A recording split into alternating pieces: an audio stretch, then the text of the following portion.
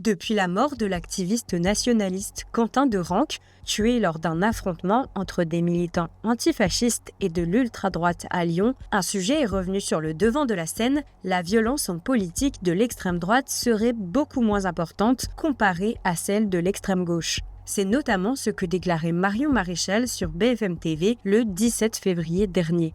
Statistiquement, la violence d'extrême droite est dérisoire par rapport à la violence d'extrême gauche.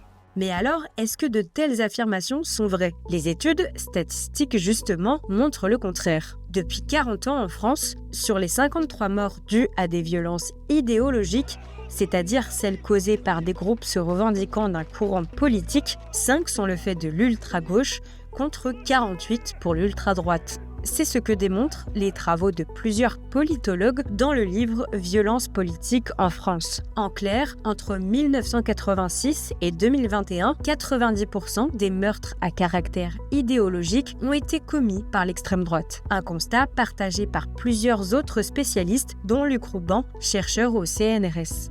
Jusqu'à présent, si on fait le bilan, c'est vrai qu'on a plus d'observations de violence du côté de l'ultra-droite que du côté de l'ultra-gauche.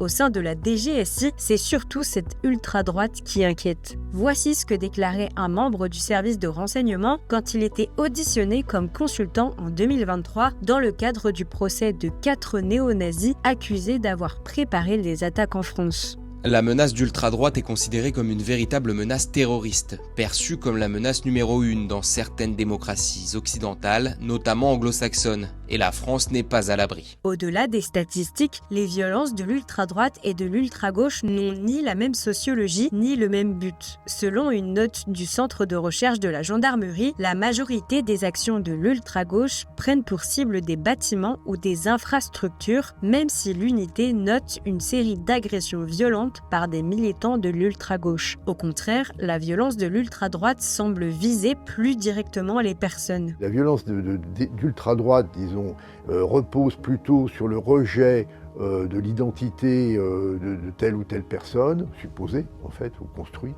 À partir de là, effectivement, c'est l'être humain qui est visé. Effectivement, on est dans l'inter-individuel. Et donc, effectivement, ça peut se traduire par des violences physiques beaucoup plus fréquentes. Cette différence entre les actions visant les biens à gauche et les personnes à droite est confirmée par un rapport parlementaire de 2 députés, l'un les écologistes, l'autre Renaissance, publié en 2023. À grands traits, l'ultra-droite se situe dans le registre de l'agression contre les personnes, tandis que l'ultra-gauche est dans celui de l'affrontement et des attaques contre les biens. La première pose ainsi un problème de sécurité individuelle, alors que la seconde de désordre collectif.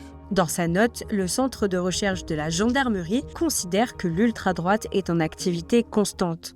Et ses actions sont nombreuses à être recensées. La dernière en date remonte au 31 mai 2025. Ce jour-là, dans le Var, un Français tue son voisin, Hichem Miraoui, un Tunisien de 45 ans. L'homme avait diffusé, avant et après son passage à l'acte, 2 vidéos au contenu raciste et haineux, selon le parquet. Le 5 juin, l'homme est écroué et mis en examen pour assassinat terroriste en raison de l'origine. Avant ça, il y a aussi eu le triple assassinat de 3 militants kurdes dans le 10e arrondissement de Paris, le 23 décembre 2022. L'auteur présumé des faits, William Mallet, a été renvoyé aux assises pour assassinat raciste en juillet 2025. Toujours en 2022, le 19 mars, l'ancien rugbyman argentin Federico Aramburu se fait mortellement tirer dessus par 2 militants d'extrême droite. Loïc Le Priol, ancien membre du GUD pour Groupe Union Défense, est impliqué. Cette surreprésentation de la violence politique due à l'extrême droite, elle se traduit aussi dans les statistiques du journal officiel.